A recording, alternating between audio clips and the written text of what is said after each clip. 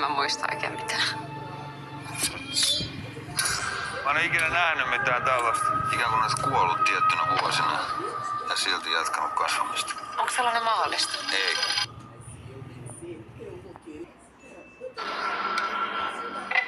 Mitä vittua täällä on oikein tapahtunut?